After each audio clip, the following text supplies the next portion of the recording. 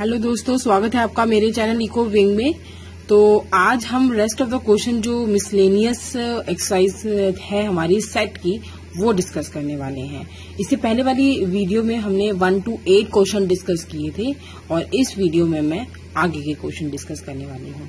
तो चलिए स्टार्ट करते हैं। स्टार्ट करने से पहले मैं एक बात और बता देना चाहूंगी कि मेरे यूट्यूब चैनल इको विंग को न्यू यूजर हैं तो सब्सक्राइब करने के साथ साथ बेल आइकन पर क्लिक कीजिए और एग्जिस्टिंग अगर यूजर्स हैं तो अपने वैल्यूएबल कमेंट यूट्यूब मेरे चैनल पर जरूर दीजिए। तो चलिए, यूजिंग प्रॉपर्टीज ऑफ सेट, ये 9th क्वेश्चन है। हमें प्रॉपर्टी का यूज करते हुए यहाँ पर ये चीज प्रूफ करनी है। तो ए यूनियन है ए इंटरसेक्शन बी। तो पहले हमें ये चीज समझनी होगी, ए इंटरसेक्शन बी यानी कि दोनों के अंदर जो कॉमन एलिमेंट है उनका यूनियन ऑब्वियसली वो किसके बराबर होगा, ए के बराबर होगा। आप ये रोस्टर के फॉर्म में भी समझ सकते हैं, लेकिन प्रॉपर्टीज के थ्रू आपको इसको सॉल्व करना है। तो A union A intersection B is equals to A, क्योंकि ए इंटरसेक्शन बी सबसेट बन रहा है किसका, ए का। इसीलिए A union A intersection B is equals to A. Same second question के अंदर A is a subset of B है, then A intersection B is equals to A है। दैट्स वाई हमारी ये कंडीशन भी प्रूव्ड हो जाती है। तो दोनों कंडीशन पर आपको एक ही चीज यहाँ ध्यान रखनी है, सबसेट ऑफ ए, यहाँ पर सबसेट ऑफ बी, राइट। तो चलिए आगे बढ़ते हैं क्वेश्चन नंबर 10 पर। Show that A intersection B A intersection C need not imply B is equal to C. मतलब ये आपस में इंटरसेक्ट कर रहे हैं बट बी जो है वो सी के इक्वल नहीं है। तो हमने यहाँ पर कुछ लेट किया, जैसे ए 1 2 3 4, बी 2 3 4 5 6 एंड सी 2 3 4 9 10। तो यहाँ पर ए इंटरसेक्शन बी है 2 3 4 का, ए इंटरसेक्शन सी भी है 2 3 4 से, लेकिन बी इम्प्लाइज नहीं कर रहा है किसको, सी को। तो हम देयरफॉर बी नॉट इम्प्लाइज सी। इस तरीके से हमने ये दोनों क्वेश्चन सॉल्व कर लिए। तो अब हम लोग डिस्कस करते हैं question number 11। Let A and B set, कोई ए और बी दो सेट हैं। इफ ए इंटरसेक्शन एक्स, अब एक एक्स एक अनदर सम सेट है, जो देखते हैं आगे ये क्या कहना चाह रहा है। B intersection X not equals to null void, right? And A union X is equals to B union X। मतलब A और X के एलिमेंट मिलाकर वो बराबर हैं किसके, B और X के element, right. For some set X के लिए ये चीजें फुलफिल होनी चाहिए। तो show that A is equals to B। तो सॉल्यूशन इसका ये होगा by using the distributive law. सबसे पहले हमें याद रखना है कि ये डिस्ट्रीब्यूटिव लॉ यहाँ पर फॉलो हो रहा है और ये सब यही एक ऐसा लॉ है जो सबसे ज्यादा फॉलो होता है हर क्वेश्चन में। तो ये डिस्ट्रीब्यूटिव लॉ क्या है, ए इज इक्वल्स टू ए का इंटरसेक्शन हमें दिखाना है किसके साथ, यू और एक्स के साथ, ए और एक्स के साथ। ऐसे ही बी का इंटरसेक्शन हमें दिखाना है बी और एक्स के साथ, राइट। तो यानी अल्टीमेटली वो एलिमेंट किसके बराबर होगा, पी के, और यहाँ पे एलिमेंट किसके बराबर होगा, ए के। तो given A union X is equal to B union X for some set X, ये गिवन है। अब हम क्या लिखेंगे, A intersection A U X is equal to A intersection B U X. ये डिस्ट्रीब्यूटिव लॉ है। अब इसको फॉलो करते हुए हमें क्या लिखना है, A is equal to A intersection B as well, क्योंकि ये बराबर है इसीलिए हम इसका इंटरसेक्शन जो है ए और बी का इंटरसेक्शन बराबर रखेंगे यूनियन के साथ। अब आप इसको सोचकर भी मतलब प्रिज्यूम कर सकते हैं रोस्टर फॉर्म में भी कि ए का एलिमेंट बराबर है किसके, ए इंटरसेक्शन बी, यानी कि दोनों के अंदर जो कॉमन एलिमेंट है ऑब्वियसली बात है कि वो ए के अंदर जरूर होगा, इसलिए equals to union A union X, यानी कि अल्टीमेटली ये दोनों चीजें इक्वल्स टू हो रही हैं एक्स ए की। अब A is equals to A intersection B union null void, कि कोई भी एलिमेंट नहीं है, राइट। अब A is equals to A intersection B, A is a subset of B। ये हमने यहाँ पर प्रूफ कर दिया कि यूनियन जो है नल वॉइड है, कुछ भी नहीं है। तो यानी कि ये प्रॉपर्टी हमारी यहाँ पर प्रूफ हो जाती है इस टर्म के साथ। Also A union X is equals to B union X। अब हम यहाँ इस प्रॉपर्टीज में भी यही सॉल्व करेंगे, B intersection A U X, B intersection B U X, right. और फिर वही सेम चीजें जो हमने अभी ऊपर टर्म्स में की थी, और हम यहाँ पर इसको प्रूव कर देंगे B is a subset of A। यहाँ पर हमने प्रूव किया A is a subset of B, यहाँ हमने प्रूव किया B is a subset of A। तो इस तरह से ये इक्वेशन 1 और 2 को हमने मिलाया तो हमारे पास A is equals to B आ गया। तो इस तरह से जो हमने क्वेश्चन नंबर 11 डिस्कस किया। क्वेश्चन नंबर जो 12 है वो find set A, B and C such that, कुछ इस तरीके से है कि A intersection B, B intersection C and A intersection C are non empty set. कि सारे इंटरसेक्शंस जो हैं कुछ ना कुछ एलिमेंट होना चाहिए जो कि इक्वल होना चाहिए नल अवॉइड के। ओके, तो लेट किया हमने 1 2 सेट, 1 4 और 2 4। तो यहाँ A इंटरसेक्शन B दिखा दिया, इज इक्वल टू शो कर दिया हमने कि नल अवॉइड के इक्वल नहीं है, कुछ ना कुछ एलिमेंट हैं। B इंटरसेक्शन C दिखाया, कोई ना कोई एलिमेंट है, नल अवॉइड के इक्वल है। सेम ऐसे ही हमने A इंटरसेक्शन C किया, कोई ना कोई एलिमेंट कॉमन है, नल अवॉइड के इक्वल नहीं है, यानी कि कोई ना कोई एलिमेंट है। फिर लास्ट में हमने शो कर दिया कि ये एम्प्टी सेट नहीं है। सिंपल, आपको इस तरीके से करना है। तो ये सारे क्वेश्चन जो है स्टूडेंट ये प्रॉपर्टी बेस्ड हैं ना, क्वेश्चन नंबर 3 4 से लेकर आपके 12 तक ये आपको बहुत ध्यान से करने हैं। अब क्वेश्चन नंबर 13 ऑनवर्ड जो है वो सारे वेन डायग्राम पर बेस्ड हैं। देखिए कैसे करना है। In a survey of 600 student, तो सबसे पहले हम यहाँ पर लिख लेते हैं कि ये यूनियन है, यानी कि 600 क्या है, union. Total students is equals to 600, right. अब in a school 150 students were found to taking tea. 150 student जो हैं वो टेकिंग टी है, तो हम टी के लिए लिख लेते हैं 150 और कॉफी के लिए हम लोग लिख लेते हैं 225, राइट। और जो दोनों ही चीजें ले रहे हैं वो है 100, इस तरह से। और हमने यहाँ पे डायग्राम के थ्रू भी शो किया है, ये आपको जरूर करना है। इस तरह से टी और ये कॉफी और जो इंटरसेक्शन है वो आपको इस तरीके से शो करना है, और ये जो यू है ये आपको जरूर लिखना है। हर बार आपको हर क्वेश्चन में वेन डायग्राम का इस्तेमाल जरूर करना है। इससे एक तो फायदा ये होता है कि क्वेश्चन बहुत अच्छे से समझ में आ जाता है। दूसरा फायदा ये होता है कि जो चेक कर रहा है वो उसको क्लियर कट समझ में आ जाता है कि बच्चा जो है अपना डायग्राम उसने बिल्कुल क्लियर कट बनाया है, इतनी प्रेजेंटेशन बहुत अच्छी है।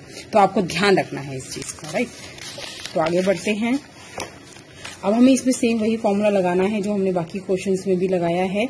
C union T is equals to C plus N T minus, यहाँ पर इंटरसेक्शन है C इंटरसेक्शन T। तो अब हमें ये कैसे करना होगा, ये 150 हमारे पास है plus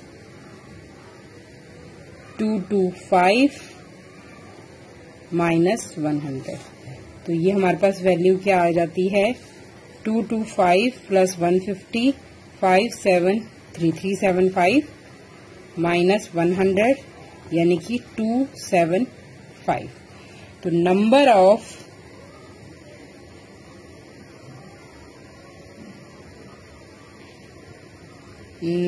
of students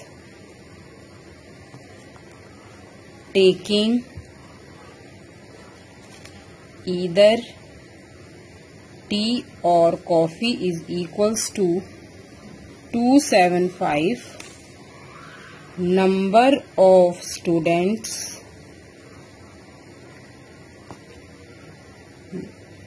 taking neither tea or coffee is equals to 600 minus 275 is equals to 325। तो आंसर हमारा ये होगा। इस तरह से हमें करना है। क्वेश्चन नंबर 14 है, in a group of students 100 students know Hindi. 100 students जो हैं वो हिंदी पसंद करते हैं या पढ़ रहे हैं, जो भी है। आगे देखते हैं क्या लिखा है। और 50 know English, 50 know English, 25 know both English and Hindi. 25, ठीक है। Each of the students know either Hindi और English. How many students are there in a group. हमें यहाँ पर यू निकालना है, यानी कि यूनियन। तो बिल्कुल सीधा सीधा ही यहाँ पर फॉर्मूला लगेगा, आप देख सकते हैं। ये ई माइनस इंटरसेक्शन हमने डाल दिया इस तरह से।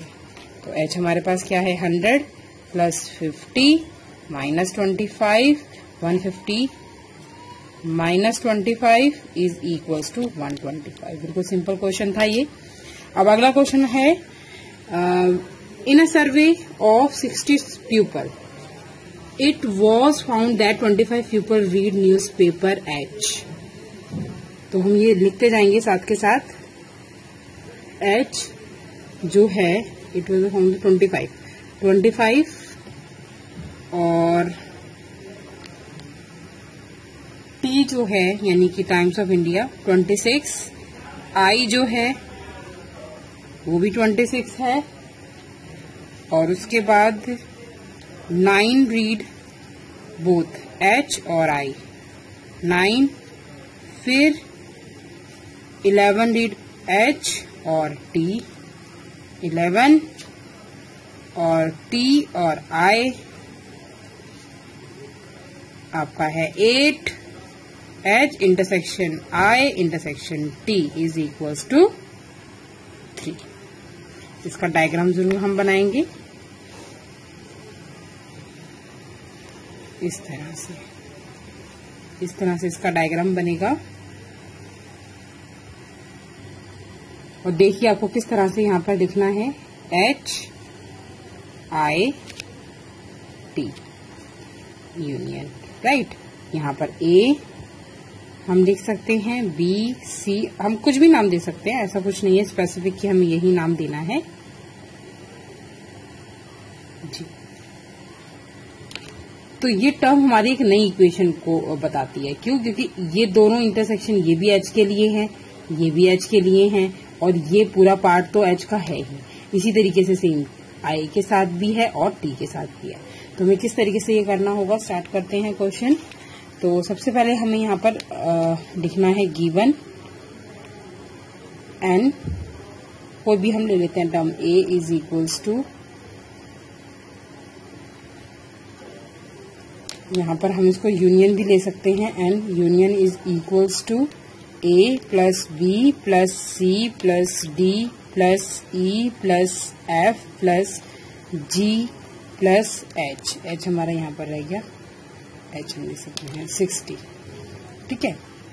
इस तरीके से आपको लिखना है। उसके बाद आपको N H is equals to A plus B plus C plus D है, जो कि फर्दर इक्वल है 25 के।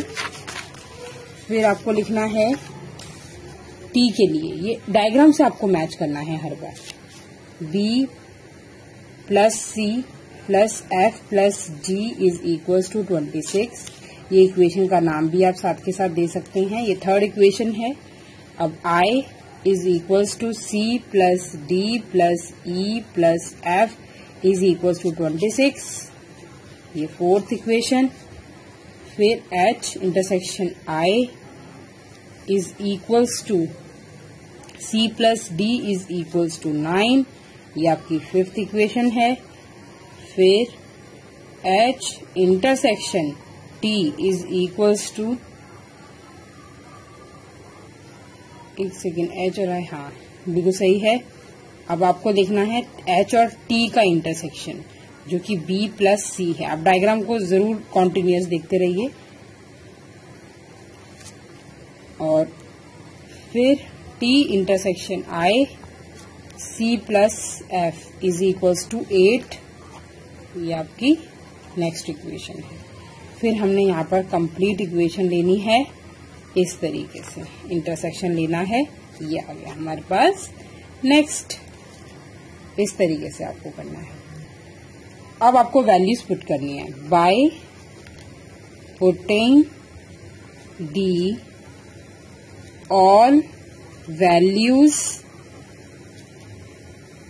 In the equation. किस तरह से? Putting value of C in equation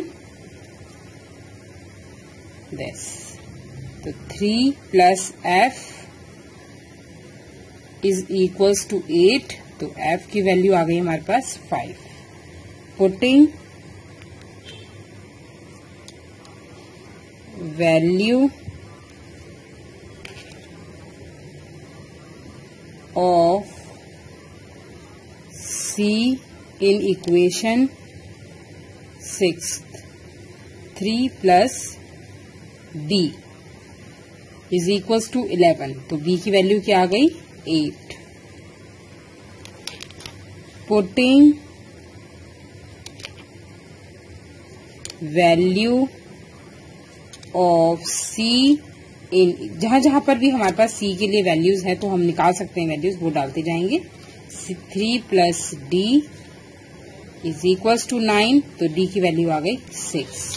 अब हम लिखेंगे putting value of C D F, क्योंकि D हमारे पास था ही, C हमने पुट किया यहाँ पर तो वो भी वैल्यू थी, F हमने यहाँ पे निकाल लिया है. तो value in equation 4th. 3 plus 6 plus E plus 5 is equals to 26. इस तरीके से करना है.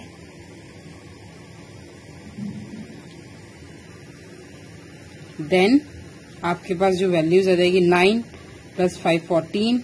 E is equals to 26 minus 14. तो E की वैल्यू आपके पास आ जाती है यहाँ पर 12. राइट. C D F की वैल्यू हमने पुट की है. अब हम लिखेंगे next putting value C D F equation 3 में हमें पुट करना है. 3 इक्वेशन थी हमारे पास, हम पूरा भी लिख सकते हैं हम इसे. B plus C plus F plus G is equals to 26. Right.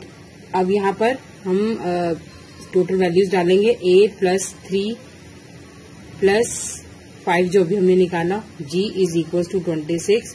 तो G की वैल्यू हमारे पास आ गई 26 minus 11 plus 5 16. तो वैल्यू हमारे पास G की आ गई 10. नेक्स्ट हम लिखेंगे putting value B C D in equation second. A plus 8 plus 3 plus 6 ये मैंने डायरेक्ट कर दिया है क्योंकि बहुत ज्यादा खोल के करने की जरूरत भी नहीं है. तो A की वैल्यू हमारे पास आ जाती है 8. राइट. तो अब हम जो इन्होंने क्वेश्चन पूछा है वो हम आंसर आराम से दे सकते हैं. Number of people who read at least one of the 3 newspaper. तो A plus B plus C plus D plus E plus F plus G plus H. तो 8 plus 8 plus 3 plus 6 plus 12 plus 5 plus 10 is equals to 52. Second question है हमारा number of people who read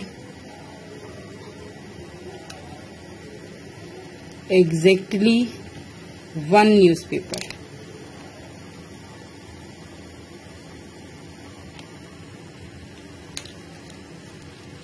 A plus E plus G is equals to 8 plus 12 plus 10 30 answer. तो इस तरह से हमने इस question को किया. आपको वेन डायग्राम के जरिए ही क्वेश्चन आसानी से समझ में आएगा. क्वेश्चन नंबर 16 भी सेम वैसा ही है जैसा क्वेश्चन नंबर 15 था. यहाँ पे एक सर्वे हुआ है जिसके अंदर कुछ लोग हैं 21 जो A प्रोडक्ट पसंद करते हैं. यहाँ पर मैंने शॉर्ट में लिखा है A जो 21, B 26, C 29 प्रोडक्ट जो पसंद करते हैं. अब इंटरसेक्शन ए और बी का है 14, यानी कि ए और बी दोनों ही प्रोडक्ट पसंद करने वाले लोग हैं 14, सी और ए पसंद करने वाले हैं 12, बी और सी पसंद करने वाले हैं 14। लेकिन कुछ कॉमन लोग ऐसे हैं जो तीनों प्रोडक्ट पसंद करते हैं, वो है 8। तो इसका हमने यहाँ पर वेन डायग्राम बनाया है ए प्रोडक्ट बी का और सी का। इस तरीके से सी जो है सब में कॉमन है, यानी कि ये वैल्यू हमारे पास क्या है 8। या ए प्रोडक्ट निकालने के लिए A plus B plus C plus D करना पड़ेगा, जो कि हमने यहाँ पर किया। A plus B plus C plus D is equal 21। Same वही हमने बी प्रोडक्ट के लिए भी किया, ये वाले पॉइंट्स हमने ले लिए, सी के लिए भी हमने ये वाले पॉइंट्स लिए और यहाँ पर इक्वेशन बना दी 1, 2 और 3। इंटरसेक्शन के लिए हमने यहाँ पर क्या किया, बी प्लस सी, ए और बी का इंटरसेक्शन, इन दोनों का इंटरसेक्शन, फिर इन दोनों का इंटरसेक्शन और फिर इन दोनों का इंटरसेक्शन, बी सी डी। इस तरीके से निकलेगा इंटरसेक्शन हमारे पास B plus C plus D और सी प्लस एफ। ये पोर्शन और ये पोर्शन यहाँ पर हमने इक्वेशन में डाल दिया। फिर तीनों का इंटरसेक्शन सी हमारे पास है। अब पुट करनी है वैल्यू, इक्वेशन सी वैल्यू की वैल्यू को हमारे पास जो है वो हमें पुट करनी है। फोर्थ इक्वेशन के अंदर बी प्लस सी, बी की वैल्यू आ गई, putting the value of C in equation fifth, C plus D is equal to 12, D की वैल्यू 4 आ गई। ऐसे ही हमने फिफ्थ और सिक्स्थ इक्वेशन के अंदर हमने पुट करना है, वैल्यू हमारे पास आ गई एफ की 6। नेक्स्ट हमने क्या किया, सी डी एफ को इक्वेशन 3 में डाला तो हमारे पास ई की वैल्यू आ गई। ई की वैल्यू का मतलब यहाँ पर ये है सिर्फ सी। क्वेश्चन हमसे यही भी पूछ रहा है कि सिर्फ सी प्रोडक्ट जो पसंद करते हैं वो बताइए, तो वो हमारे पास वैल्यू क्या आ गई 11। Number of people who liked product C only, तो वो क्या है 11। तो इस तरह से हमने मिसलेनियस के सारे क्वेश्चन डिस्कस कर लिए। मेरे फर्स्ट पार्ट में हमने फर्स्ट टू 8 क्वेश्चन डिस्कस किए थे, ये सेकंड पार्ट था उसी सीरीज का जिसके अंदर मिसलेनियस क्वेश्चन डिस्कस हुए हैं। इन क्वेश्चंस की प्रैक्टिस लगातार करते रहिए। एक्स्ट्रा क्वेश्चन के साथ मैं दोबारा मिलूंगी आपको, और इनकी प्रैक्टिस के साथ साथ अपना ध्यान रखिए, घर पर रहिए, ऑनलाइन स्टडी पर ही ध्यान दीजिए। Thank you.